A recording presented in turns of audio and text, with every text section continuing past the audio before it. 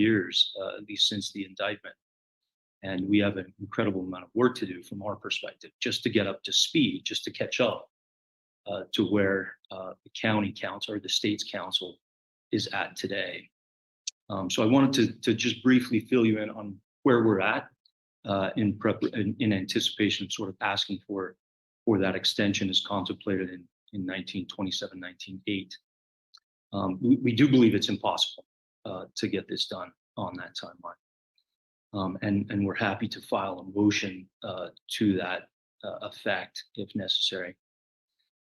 So this is an unprecedented case for our office. We've never seen anything this size before. Mr. McCarty and I also have 6 other open capital cases currently, and we still have an attorney vacancy in our unit. What we received on the date of our filing from Fremont County is 6,592 pages of transcripts and 10,246 pages of record. All of the trial exhibits that were able to be sent via flash drive, less any of the physical evidence. And that's just in Mr. Daybell's case. That's to say nothing of Lori Vallow Daybell's case from 2023, which we believe is incumbent on us to obtain at some point, since Mr. Pryor was privy to that entire proceeding. So as successor counsel, we have also attempted to obtain our client's file. We've received approximately 14 terabytes of digital materials from Mr. Pryor. We didn't even originally have the server space for a file of this size in our office. We've been told that it is the unexpanded size of the zipped files, and that is likely to increase as we expand the unzipped files in order to access them. And so for those of us who are somewhat unfamiliar or operate in this new realm of terabytes, I've been converting that, and it's the equivalent of 20,000 compact discs that were delivered to our office. So we are having to completely reinvent our processing and indexing procedures due to the volume of the material we've received in this case. We're in the process of contracting with outside tech firms or imaging firms in order to process, download, expand, index, and make readable much of the information we've received from prior counsel. That being said, I can also share with your honor how we have approached the State Appellate Public Defender these cases in the past. We would normally, when we obtained this case, we didn't even have the record until after we filed that initial petition, either the record or the transcript. We were unable to observe or attend any of those proceedings. And so other than nominal, media reports, we were largely unfamiliar with any details of the case. We would normally read the record and transcript in a case upon receiving it, and then file an amended petition, as we've indicated with our notice, with our identified claims, and that would be filed from a more informed, better educated position. In the meantime, as we work through all of those materials, we're collecting as much information as we can and conducting our own investigation. We do not believe at this point that hardly any mitigation work was done by Mr. Pryor, and so we will largely be starting from scratch. In a normal case, we would sort of be piggybacking on what trial counsel had already accomplished. But understanding that this, if we are granted the opportunity to file an amended petition, understanding that this discovery is discretionary in this case, in these cases, we've then made our motions for discovery orders, subpoenas, ducis tecum, depositions, and interrogatories. And then once that occurs, if any of those are granted, we have then asked to be allowed to file a final amended petition aggregating all of that information into a petition with all of the admissible evidence that we would want considered along with those claims that we've identified, along with the information that we've been able to uncover in our own investigations. So we also usually withdraw several claims that our investigations have not borne out at that point. In the past, in other cases, we have waived the state's requirement to file any dispositive motions on the original petition after the amended petition and instead suggested that the state not file a motion for summary dismissal until after the final amended petition had been completed and submitted with all of our attached materials. At that time, then the case proceeds like a typical post-conviction, with your honor ruling on motions to dismiss, ordering evidentiary hearings, etc. In short, as of today, we still do not even know what we do not know in this case. Consequently, what I would be asking for, your honor, and I know this is a big ask based on what your honor has already set out, we would be asking to set out yet another status conference 90 days from now in order to return in early November and let your honor know exactly where we are at once we have a better sense of what we are dealing with just with the sheer volume of the case. As we read 1927, 19:7, and 8, in the past, we have largely relied in every case that I've handled since 2010 on subsection 8 and showing those extraordinary circumstances that allow for the time to be extended with the Supreme Court's permission in the event that it would make it impossible to fairly consider defendants' claims in the time provided.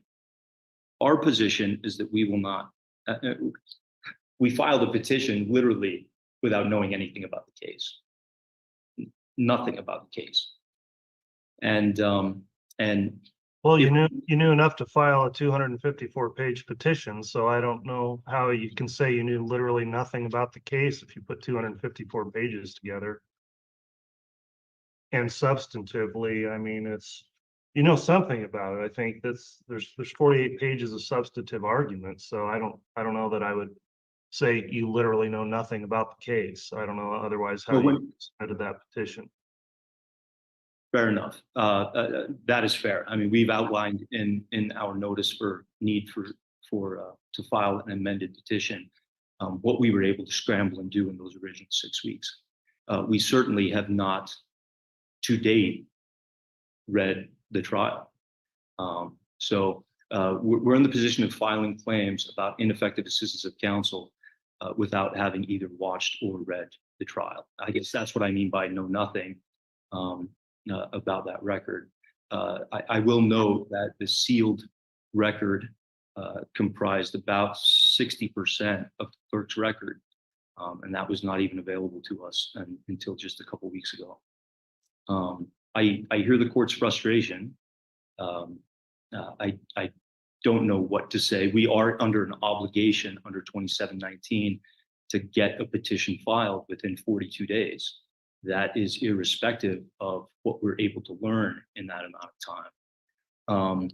So I will just explain by way of reference, it's clearly not binding on the court, that in the era called, just the last 2 post-conviction cases that we've handled, in the era called 2, or what they call the Hanlon petition, the final judgment was issued. And this is a original post-conviction where there was both a trial and sentencing. But that original final judgment was issued on January 3rd of 2008, and we didn't file an amended petition until April 7th, 2009, giving us a year and 3 months and 4 days to review the record and the transcripts and get those amended claims in. And that was permitted or authorized by the Idaho Supreme Court pursuant to 2719-8. 8, yeah, and that was Judge Neville in Ada County. In Jonathan Renfro in Kootenai County, this was Judge Haynes. The final judgment was issued on November 7th, 2017, and we didn't file an amended petition until February 19th, 2019. So that was a year and 3 months and 12 days from the time of final judgment. And that was also permitted by the Idaho Supreme Court. Just by way of reference, I mean, this is cultural and past experience only. But in the Renfro case, again, that was a November 7th, 2017 case. We have still not filed a final amended petition in that case. It's now Judge Boyce's case. as Judge Haynes is retired. But we are 5 years and 5 months on from the amended petition, and that has to do with discovery issues. In the past, the only reason I bring that up is because in the past, these cases are of such enormity and importance that we have been able to show extraordinary circumstances in these cases, just in order for post-conviction counsel to meet their obligations. In State versus Hall, 2013, the Idaho Supreme Court has indicated that there is a statutory right to post-conviction counsel via Criminal Rule 44.2 and 44.3. In capital cases, this is not true of any other case. And in that Hall case, they indicated that there is a right to the Sixth Amendment that detaches conflict-free counsel. And we believe that in order to be effective at post-conviction, we are going to simply need the time needed to review the materials of the case before we can intelligently and effectively submit an amended petition with claims that we can prove up with admissible material, which is our obligation under the post-conviction statute. We are in no position to do that either today or by August or by October.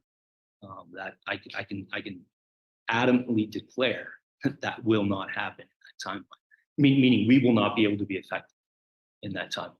And that's I know that's a legal determination for someone else to make, but that's my representation as Mr. Daybell's, I guess, learned counsel, as we are on the capital roster and approved to handle indigent cases in these capital matters.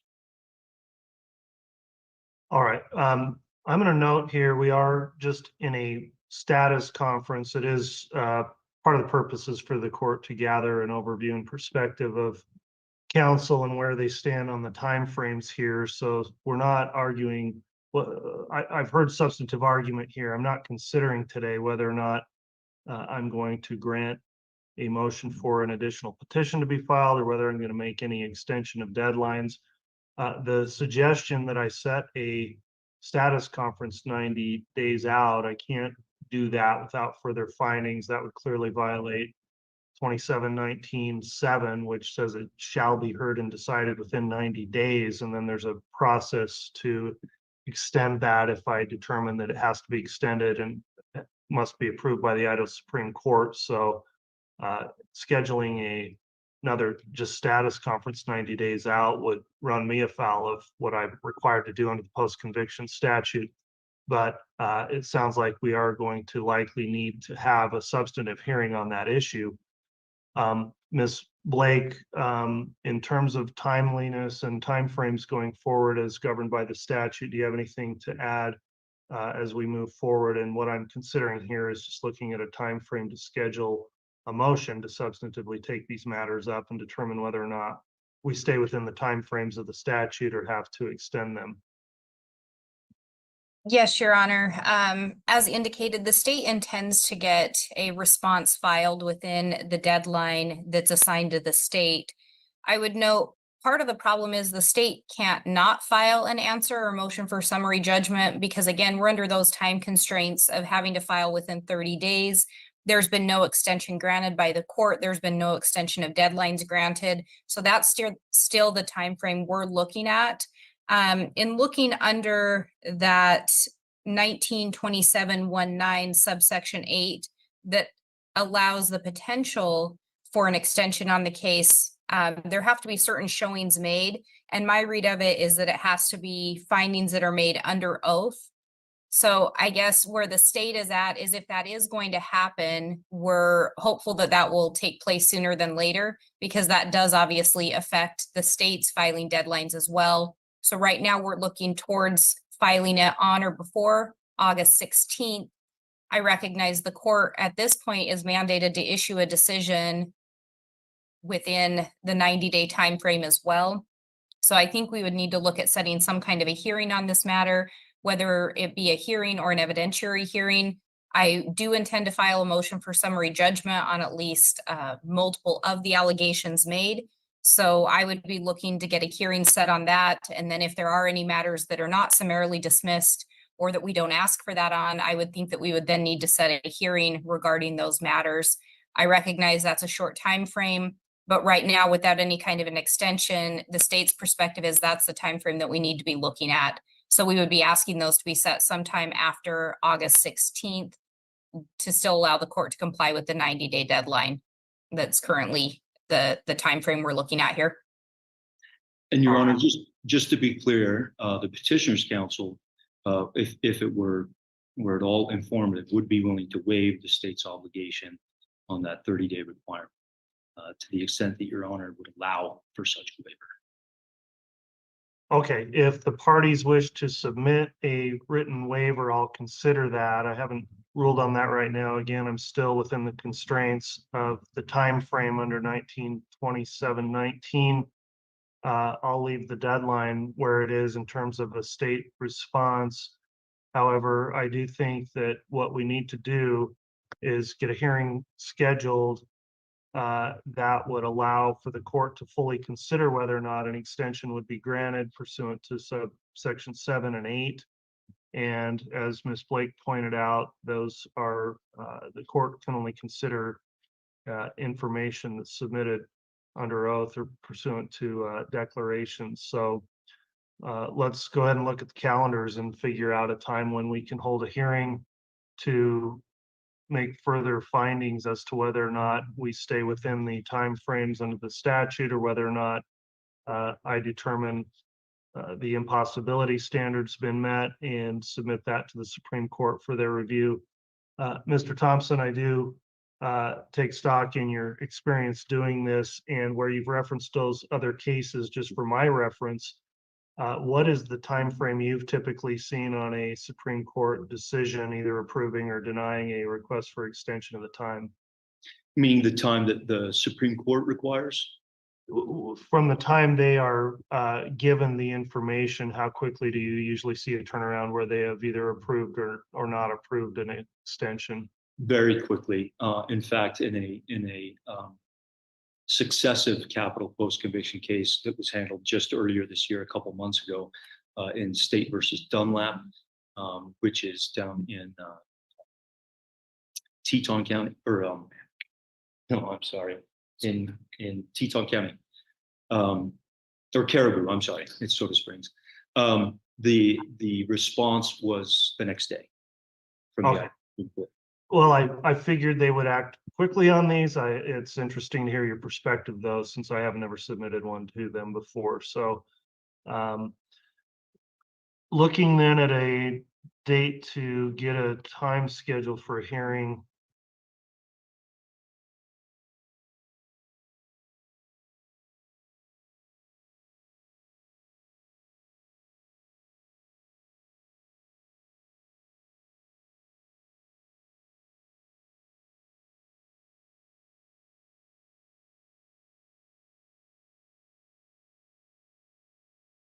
What about in 3 weeks on August 28th?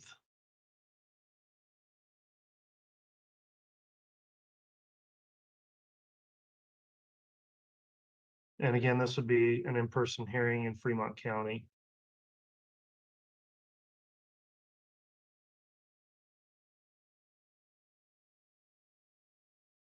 We would be available, Your Honor. And that will work for the state, Your Honor. Okay, why don't we schedule that hearing for 10 o'clock a.m.?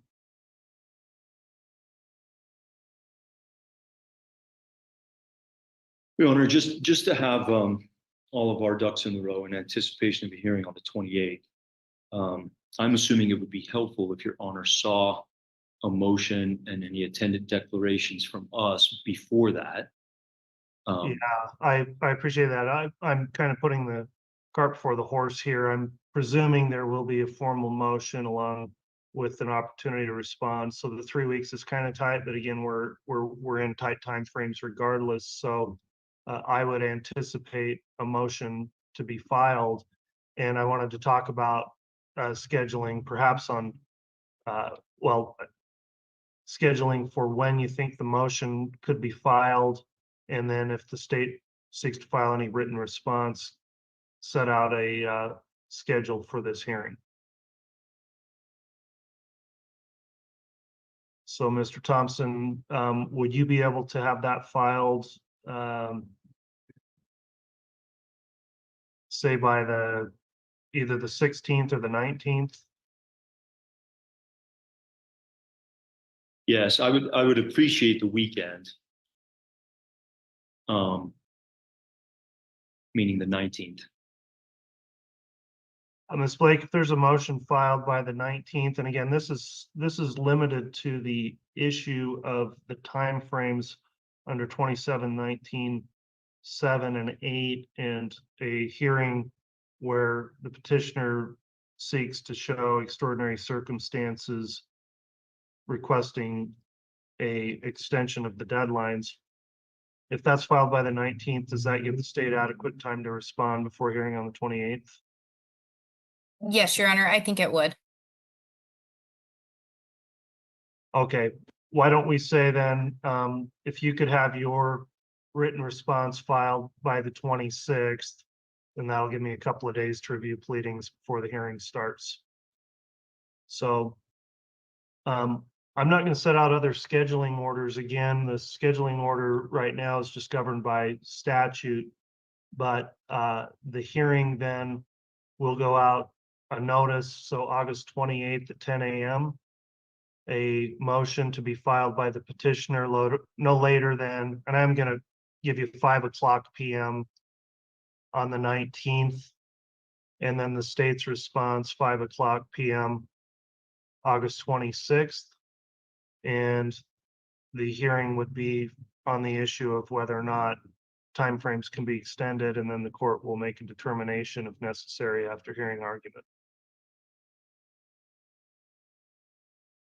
And Your Honor, if I may inquire, do you still want the state to look towards getting a response done on the 16th? Do you want me to work that out with petitioner's counsel? Just as an inquiry where we are setting that hearing now. Okay. In lieu of me making a finding, you don't have to. I'm still concerned again about being governed by the statute. If you have a written waiver that would make you feel comfortable, and I think would comply with statute, that the petitioner is not going to hold you to that deadline, then I'll consider extending that based on a waiver of the petitioner of, seeking to enforce the deadline. I would leave you to work that out with counsel. If you want to have another quick hearing on the issue of extending that, you think that needs to go on the record, I could call that up sometime before the 16th. But if you reach a stipulation, I'd be comfortable relying on that if you are, in terms of making sure you're not waiving any right by going past the deadline. I was going to suggest my reaching out to Ms. Blake and submitting a stipulated waiver. And if Your Honor was okay with that, we may be able to address it in that manner. Okay, if you do that and there's a stipulation, I would be fine to rely on that stipulation and allow the state additional time for a response. And Your Honor, would it be fair in that stipulation if we arranged it to go up to the 28th and then the new date to be set on the 28th, meaning we would anticipatorily waive until Your Honor gave the state their deadline? Yeah, that's what I was thinking. So if on the 28th, we're going to determine whether deadlines are extended, then I would be inclined to permit the state to file after that determination is made. And that would involve also getting a approval of the Supreme Court as well. So I would say that would probably put the state's response into September sometime.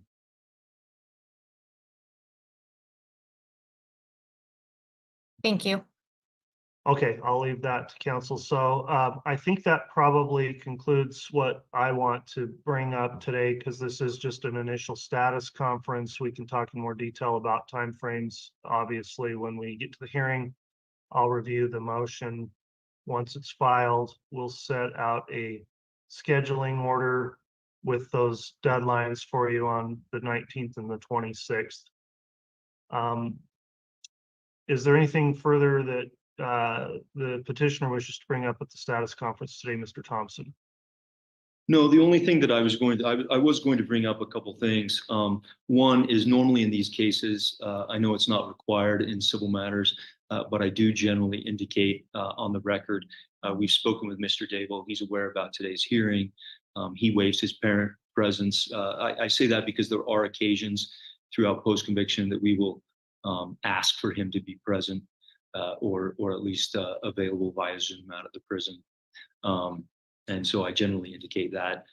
Your Honor, there may be, and maybe I'll just wait until August 28th because a lot of this stuff will be obviated based on your Honor's ruling on the 28th.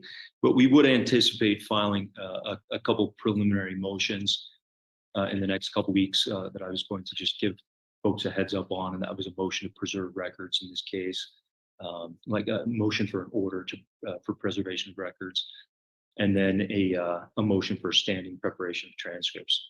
But that's all we have at this time, Your Honor. Thank you. Okay, I'll watch for those and see if there's any need to have hearing on those. They sound like standard orders that could be entered without need of any argument or hearing.